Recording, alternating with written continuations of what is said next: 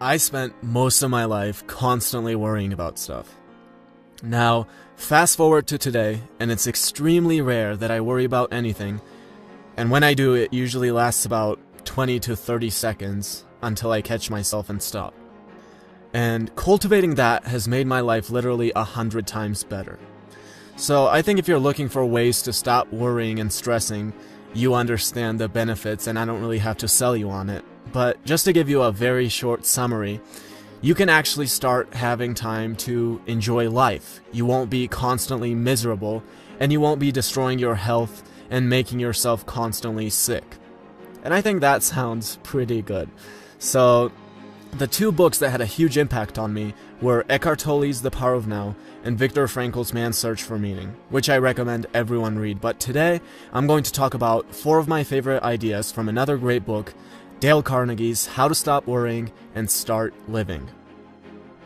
So, the first big idea is ask yourself, what's the worst thing that can happen? I remember the first year in college, constantly worrying about my grades. What was I going to do if I got a B+ instead of an A? Well, surely my life would be over and I would never amount to anything in life. Like, that was seriously the thought process going through my 17-year-old head. Now, fast forward 5 years, I was cleaning a few days ago and found my diploma in some weird place in my house. Haven't even opened the box since I got it and will never end up using it for the rest of my life. That is a perfect example of what your brain does to you. It starts to freak out with uncertainty. If you don't clearly define the worst thing, your brain will find a way to equate you getting a B+ to you completely ruining your life. But in reality, the worst thing is never really that bad. I get messages all the time from people saying, "Hey, I'm really inspired by your channel. I want to start my own, but I'm experiencing a lot of resistance." And here's the thing, so did I. Your brain's default is literally to think, I will make a video. People will hate it. Everyone will make fun of me. People will get angry. They will come and burn down my house. Like, seriously, those are your either conscious or subconscious thoughts. What is the reality, though? The worst thing that will happen to you in reality is a negative comment. That is it.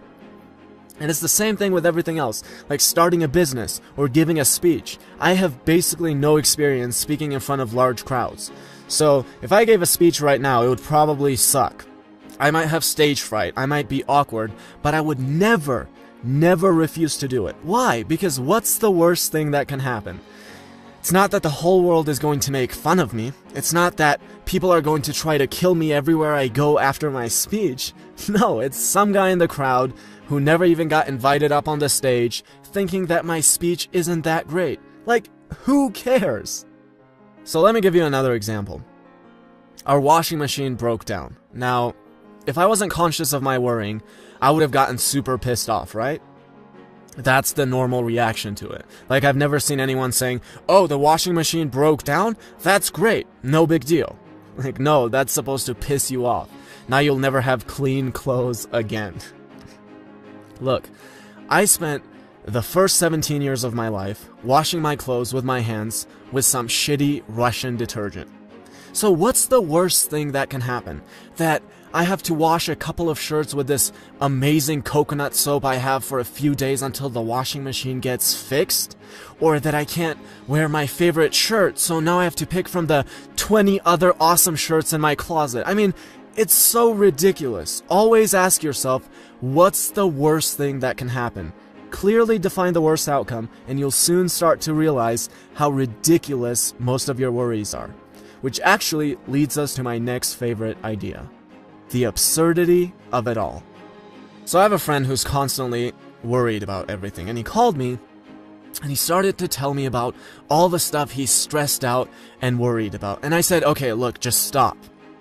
Carnegie tells a story of this guy in World War II who's stuck in a submarine and basically knows that he'll be dying in the next few hours. And he sits there thinking about all the stuff he used to worry about at home and how absurd it was, and makes a promise to never waste his life again like that if he survives.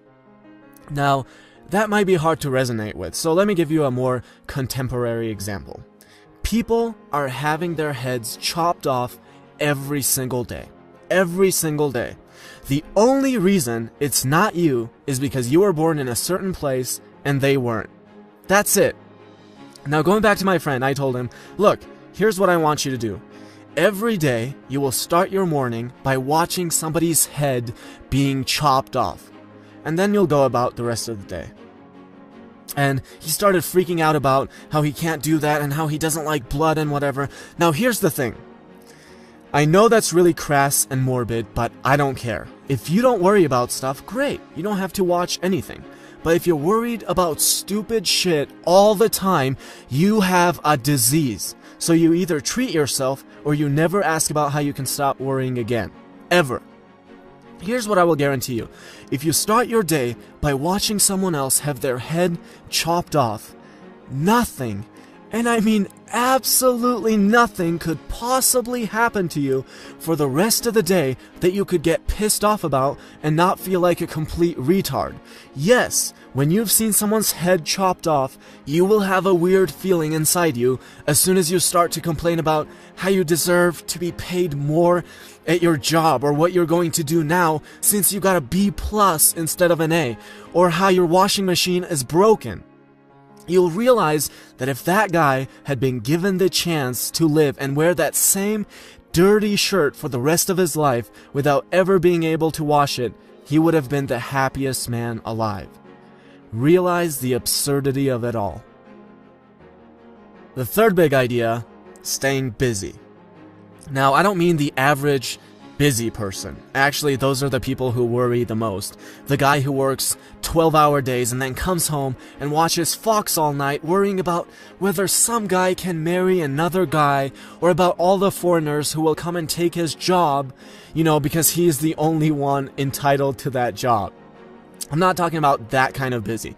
Here's how I like to stay busy. Read a book that I like. Go to the gym with my girlfriend.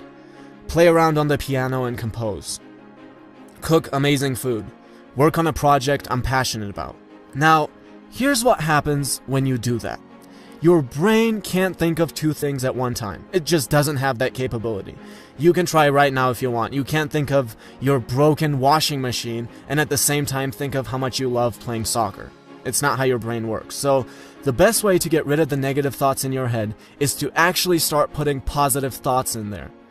Get busy with what you love, and your brain simply won't even have the ability to worry. And finally, a question that really resonated with me. Here's what you're going to do in your life. You're going to work and worry your entire life so you can gather a bunch of stuff like your house and all the stupid shit in it. Now, if you're lucky, after 50 years of all that worry and stress, all your stuff might be worth $1 million. Here's the question. Would you sell your legs for $1 million? Let me ask you this. Would you sell your legs for $1 billion? I wouldn't, and you probably wouldn't either. Would you sell your arms for another $1 billion? No? There you go. You already have something that you value at $2 billion. Actually, hopefully more, but you don't have to be all zen. You could be a greedy capitalist like me and understand this. Now, here's what you're going to do. You're going to ignore and not utilize something worth $2 billion because you're too busy worrying and stressing about the things that might amount to $1 million at the end of your life. Oh, and you'll be considered really lucky if that happens, by the way. Alright, so I don't know if you're seeing how crazy that is, but that's kind of like having a huge mansion, a personal jet, every single car you ever wished for, and not using and enjoying those things because you're too worried about one day being able to buy a Corolla. That is crazy and sad. You already have everything that you value at billions and billions of dollars. So stop ignoring, wasting, and treating it like shit for hours and days so you can worry and bitch about how your phone bill went up from $100 to $120.